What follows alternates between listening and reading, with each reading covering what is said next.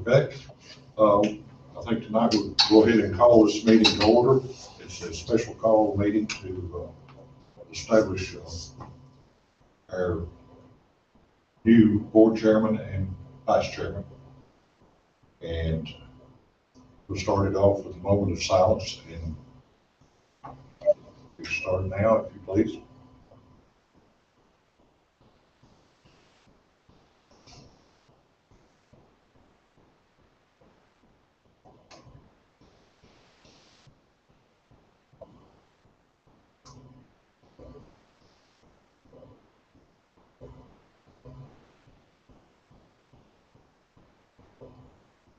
Right. And next we'll do the flag. I pledge allegiance to the flag of the United States of America and to the republic for which it stands, one nation, under God, indivisible, with liberty and justice for all.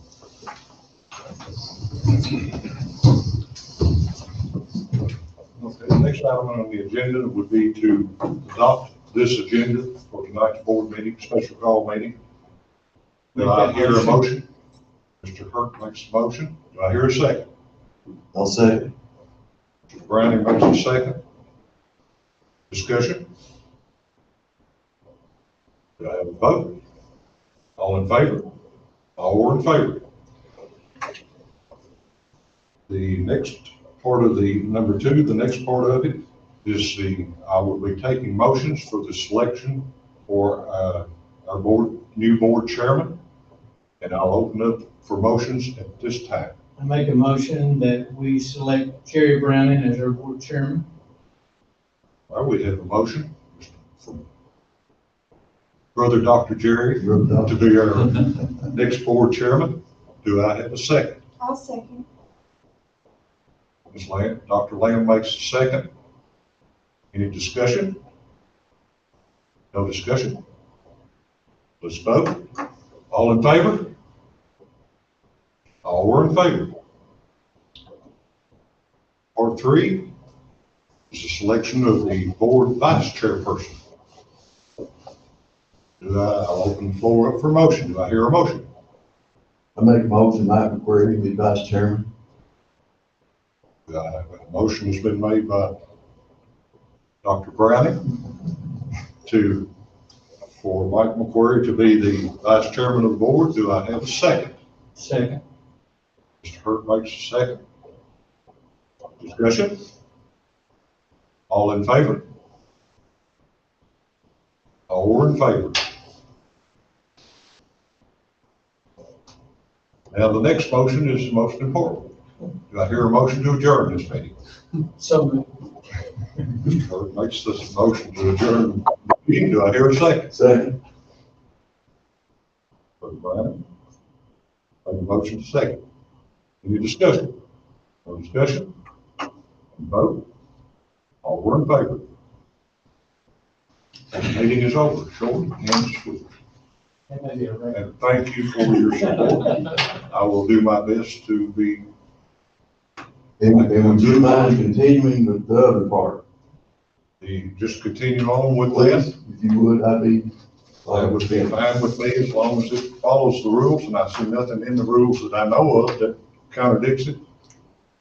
Absent of a point of order, I think we should continue. And if it is permissible with our superintendent to continue right on, we will call the meeting, the special call meeting on the second part to approve removal of a metric cap on athletics that was established a short time ago, but through changes made by the governor, it is sort of redundant or counterproductive. So there's a need to look at that and perhaps make changes. So I'll call that meeting to order, and I'll call for a motion to adopt the agenda as listed. Mr. Hurt makes a motion to adopt the agenda. Do I have a second?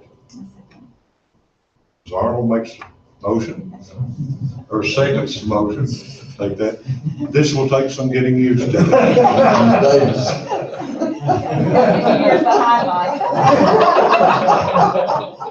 Listen, I knew you for years and years I and know, years. before I was a dog. Many years and went to school with you for many years. I do apologize. Okay. But the motion's been duly made and seconded. Do we have a vote? And we'll have a vote. The vote is 5-0. Second item is to approve removal of the metric cap on athletics, and I'll turn it over to our superintendent, Mr. Stoll. So as you all know, the governor has now made a decision that says that you can choose to go to school with red as long as you follow certain guidelines. When we established this metric a couple of months ago, it was a metric that was established higher than what the school level was.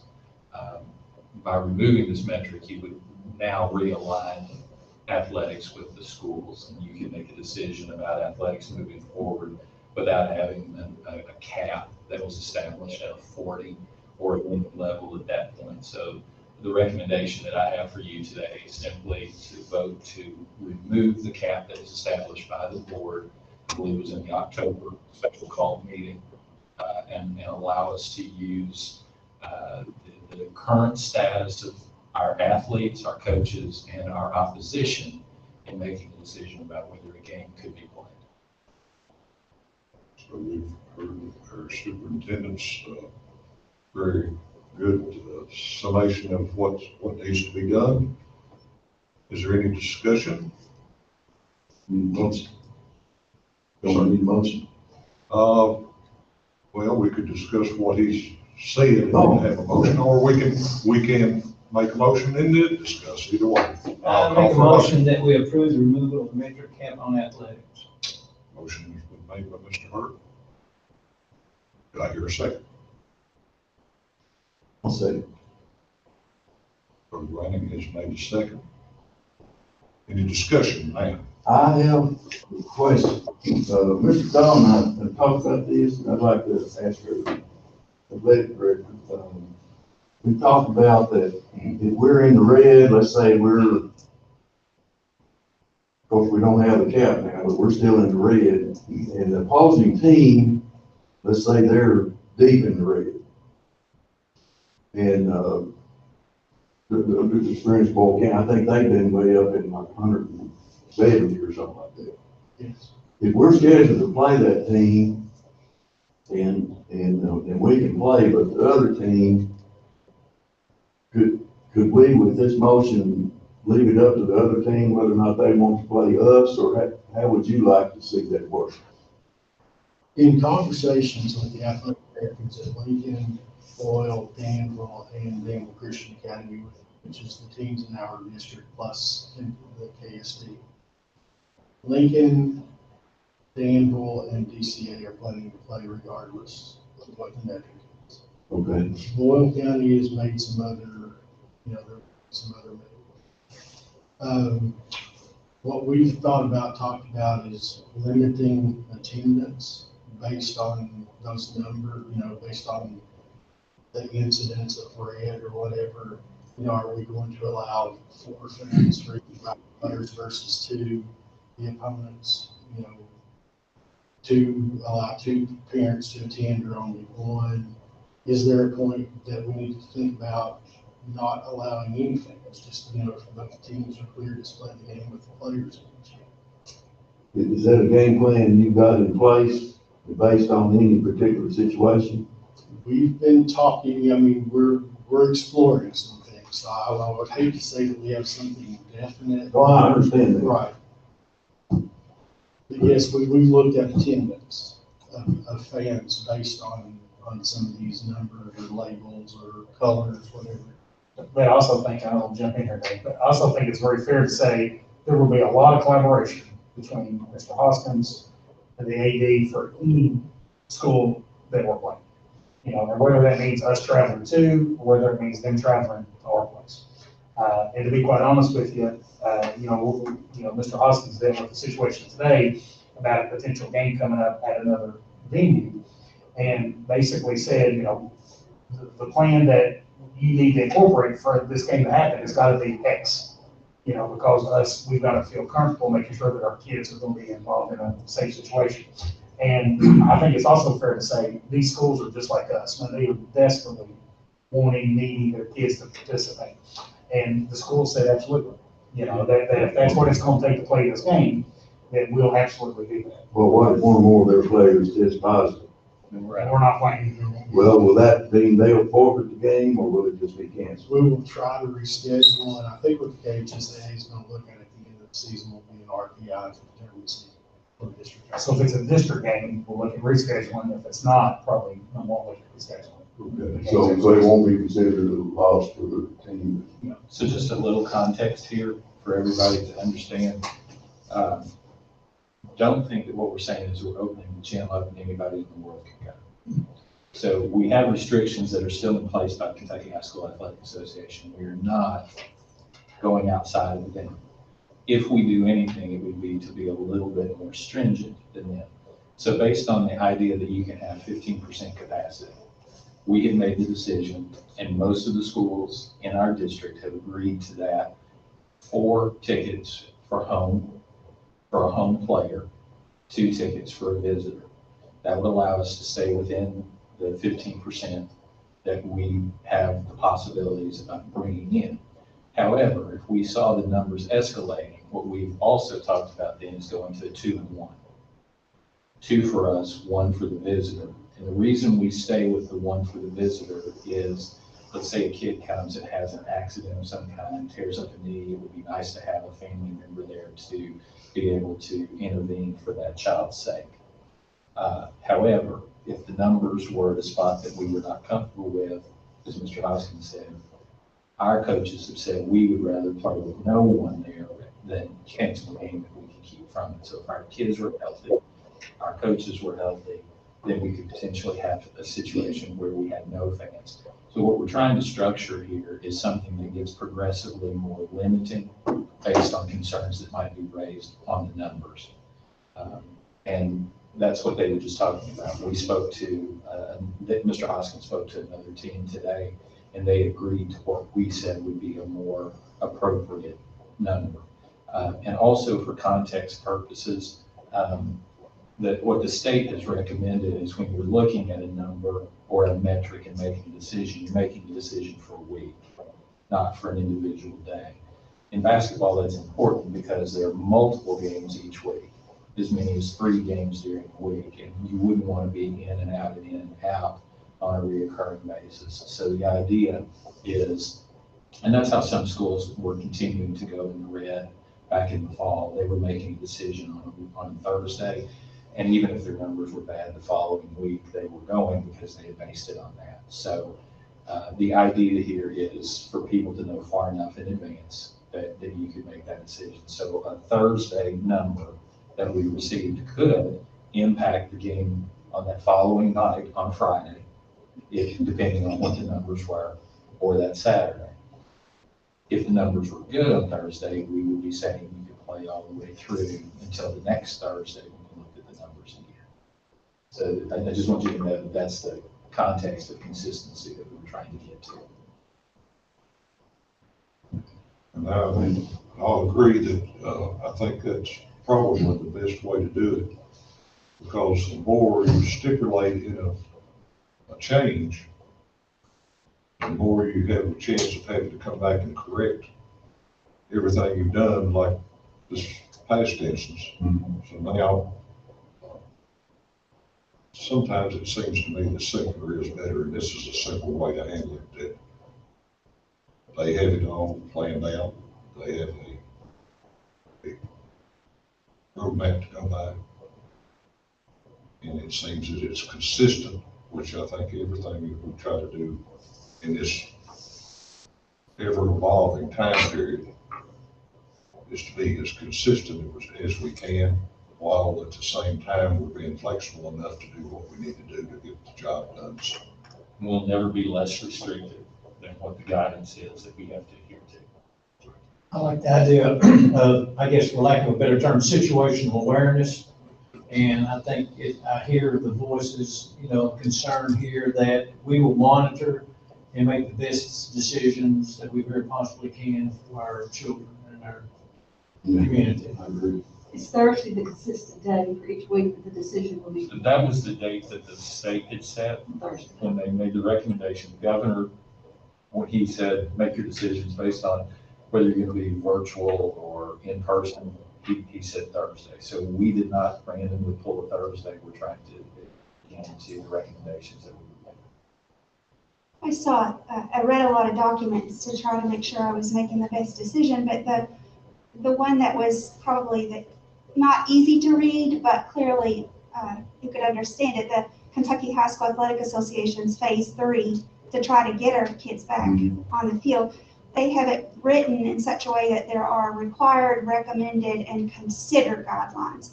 And so I think as long as we are in compliance with those requirements, let's go, let them go. I think if you can confidently say you're meeting those requirements that have been outlined in that document, then I don't see any reason for us to not try to go, regardless of a number.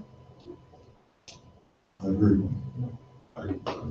And the same is true for getting them back in the classroom. We need to get them back in the classroom as quickly as we can as well, and we've got some real clear guidelines on what that's supposed to look like as well. But that's It's well put. I think we're all on the same page. Yeah. We need to get our kids as ASAP and as safely as we very possibly can back into action in academics, athletics, whatever it may be. I discussed with Superintendent Stoll the other day, well, today to be exact, the latest update, that we may be getting some guidance from the legislature on just what mandates that have been made by the governor we will continue to follow or not follow. So the legislature, it sounds like, find out proof is in the pudding. We'll find out if the legislature is going to take some of the responsibilities that they allowed the governor to take, so they didn't have to, whether they're going to take some of that back. As we all well know, they want the local boards to make the difficult decisions, and they'd like to make sure that everybody knows that we're the ones that are going to have to make the decisions. But when it comes down to it, it's not, we don't really have a whole lot of choice sometimes. And as long as we're aware of that, and as we've talked about being flexible, I think we would be well served to look at just exactly what we need to do and how we need to do it. And I think we're trying to do that. And I think we've handled it pretty well, because the last update I had, no coronavirus infections have come from the school, have been traced back to coming from the school. And all of them have been from the cases of our teachers and staff and our students. Everything that I have come from outside sources. So I think can be pretty confident we've done a pretty good job. Of course, we don't know when we start back how many are going to opt in or opt out, the virtual or in class. I do think we are still, as I understand it, going to give the option. And I think that's probably the best course to take. But that's a little far off the subject, but it's in one way, but it's still talking about the actions that we've got on our agenda tonight and how we're going to handle that. But I think this is a good step to simplify it down to where you've got a little bit simpler process, although you've got guidelines in place and more than one person's going to be making a decision. It'll be and one governing body, the health department, the Kentucky High School Athletic Association, the district, and on both sides. So I think it's, for my part, I think it's a pretty good idea. More discussion? All good? All right, ready to Take a vote. We made the motion. Yeah, motion. Discussion. And voted, all voted aye. One more. There. Next But item on the before, agenda, could I say something before we adjourn? you certainly may. I'd like to thank my fellow board members for allowing me the honor to serve as chairman of the board. Been on the board 16 years. Never aspired to that position, but I think I'm ready to step up now for this next 4 years. And I'm going to ask if you would pray for me, that I'll have the wisdom that's needed to be able to lead in this capacity. And I appreciate each and every one of you. And I want to thank you so much for your confidence. And also, Ms. Davis, are you aware that on the Friday before the working session, that we've been no more than 2 at a time meeting with Mr. Stowe? I know you're aware of that. Share that, yes.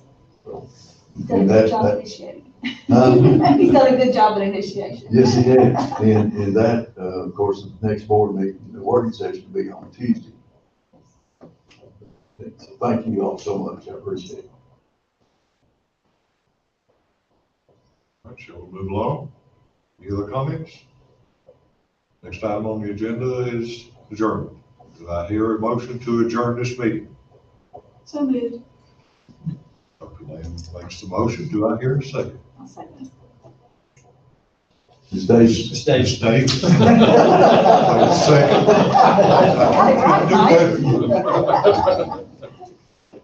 Do I have a vote? All were in favor. This meeting is adjourned. And Thank you, sir. I appreciate you Brother Jerry, carrying through. I only have one comment to make on your statement.